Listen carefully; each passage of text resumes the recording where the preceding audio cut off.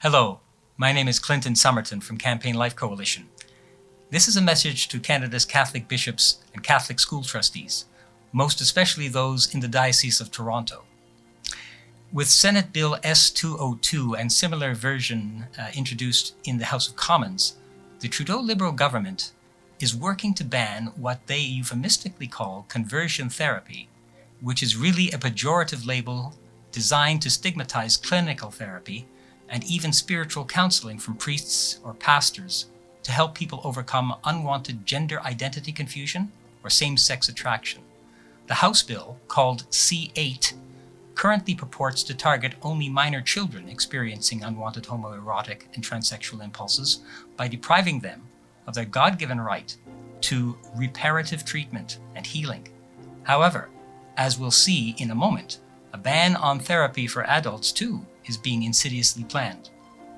This totalitarian law, if passed, also affects our Catholic faith-based separate schools, and I'll explain why.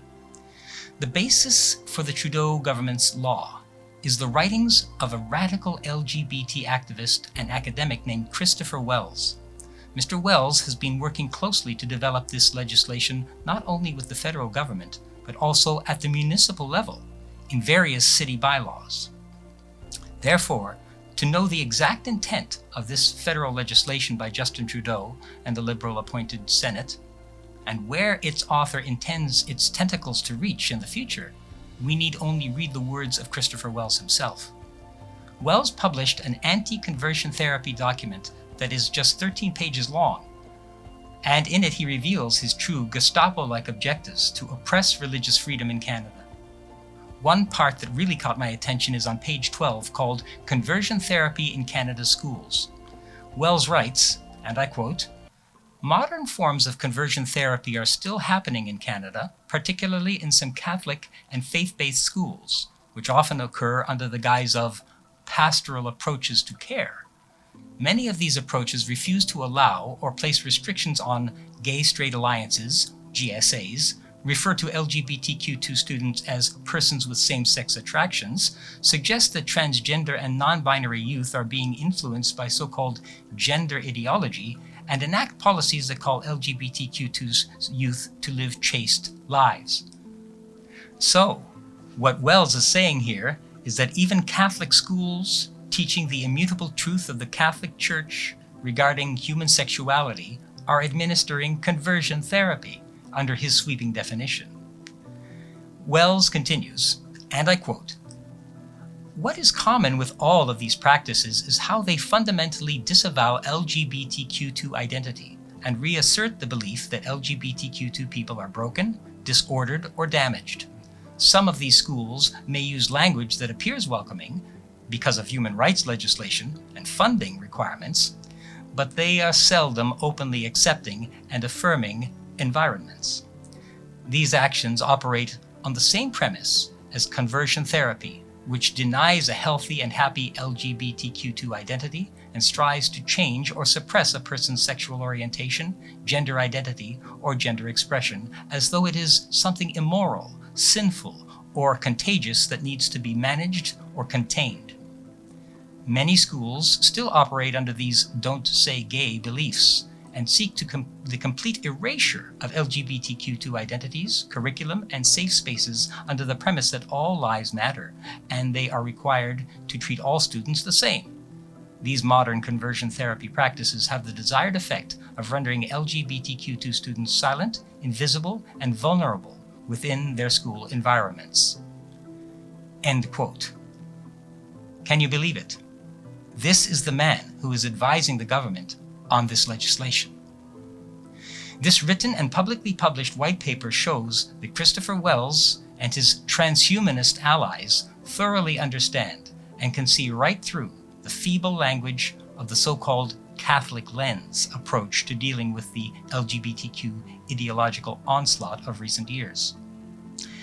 Unfortunately, Toronto Archbishop, His Eminence, Thomas Cardinal Collins, who is noted for his strong pro-life statements on abortion and euthanasia, has been persuaded to take this Catholic lens approach within the Toronto Catholic District School Board in the face of militant LGBT aggression from the provincial government and its 2015 sex curriculum, a sex program which was schemed up and crafted under the direction of former Ontario Premier Kathleen Wynne and her accomplice, the convicted child pornographer Benjamin Levin.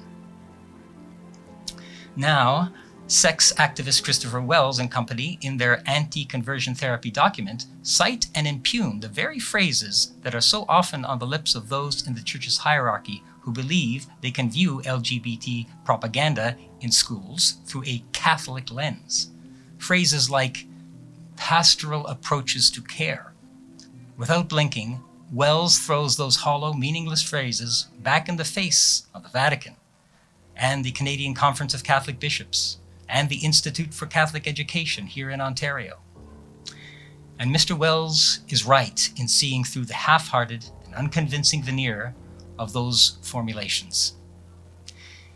In the few sentences I cited earlier from Mr. Wells' document, he shattered the Catholic lens and made it clear that he and the LGBT lobby are coming to get His Eminence Cardinal Collins, who, to date, has been convinced by various voices to rely on the Catholic lens rationale to justify allowing secular terms and ideologies to appear in the curriculum of his schools. Wells also makes it clear that they are coming to get the Courage Apostolate, the official ministry of the Catholic Church, which helps lay Catholics tempted with homoerotic attractions to renounce LGBT self-labeling and to live instead according to their human nature and their faith. Any priest or layperson who reinforces church teaching during a courage session by stating that homoerotic acts are sinful would be guilty of the crime of conversion therapy, according to the Kristopher Wells vision. In addition, Bill C-8 will make it illegal for Courage and the parish or diocese that hosts it to advertise the Courage Apostolate in any way, shape, or form. Trudeau's proposed law imposes a 2-year prison sentence for advertising what it disingenuously calls conversion therapy, which of course includes courage. And so we see that the further we back ourselves into a corner, the more ferocious the enemy will become. I notice in Mr. Wells' paper even the apparent insult of using a small c at the beginning of the word Catholic. I doubt it's a typographic error, but is likely a sign of contempt.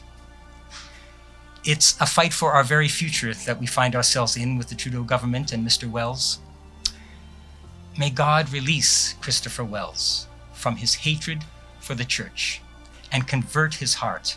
As pro-lifers, we have hope for this conversion because we remember Dr. Bernard Nathanson's conversion, who was a former abortionist that changed sides and fought along with the pro-life movement to dismantle the lies of the abortion industry and attempt to restore legal protection for unborn children.